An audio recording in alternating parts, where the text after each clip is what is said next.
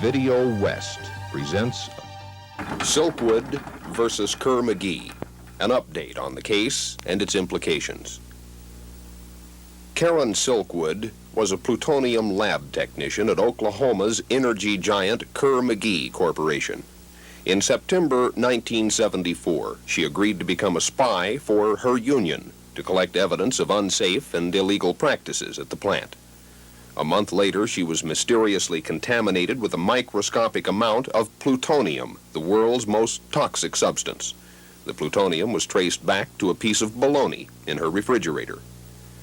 A week after her contamination, Karen Silkwood was killed in a car crash while on her way to deliver her evidence to a reporter for the New York Times. The manila folder she was carrying was never found. In 1976, the Silkwood defense team commenced a lawsuit against Kerr McGee, asking for damages for her contamination and death. Last May, that trial resulted in a $10.5 million verdict against Kerr McGee.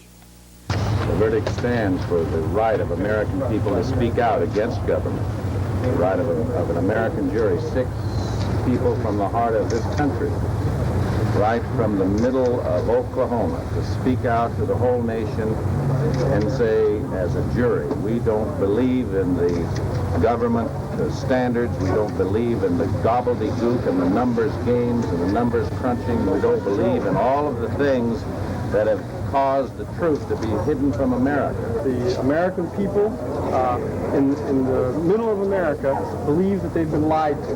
They believe they've been lied to by the corporations. They believe they've been lied to by the government agencies that are supposed to be protecting our people against radiation. They believe that they've been lied to by the government agencies. Howard Cohn, investigative reporter for Rolling Stone, has been following the 4-year struggle to get the Silkwood case into court. He was asked what the trial resolved. First of all, it did not resolve the question of who killed Karen Silkwood. That aspect of the case was cut asunder by the judge and is now up on appeal.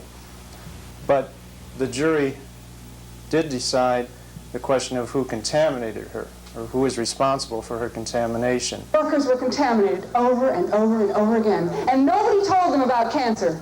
As a matter of fact, when they took the stand, they said they didn't know about cancer till they read about it in the newspaper during the trial. There's no question about the fact that they're going to die. One man said that he thought he was contaminated on an average of twice a week for 4 years while he worked there.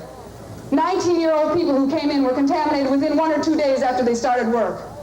They painted over the contamination. They didn't decontaminate desks, walls, floors. They just painted it over with white paint in order to hurry up and get the production back online. The jury was presented 2 theories.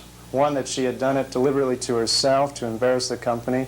The other theory was that Kerr McGee had done it to prevent or sabotage the investigation. The jury fined Kerr McGee $10 million, the largest punitive award ever out of a trial court, and for 3 primary reasons. One, that the company had lied to the workers and to the public about the dangers of plutonium. 2, that it had defrauded the government by producing defective fuel rods. And 3, that the security system there was so bad that up to 40 pounds of plutonium, enough for 4 bombs, was either lost or stolen. And as a result, we have a record verdict out of Oklahoma City. She was contaminated for 3 days in a row, and her home was contaminated.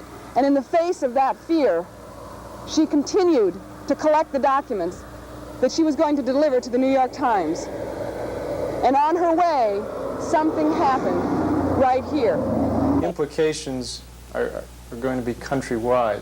They're going to be felt in places like Pennsylvania and Colorado, where there already have been accidents where the people living near nuclear plants have been contaminated with radiation.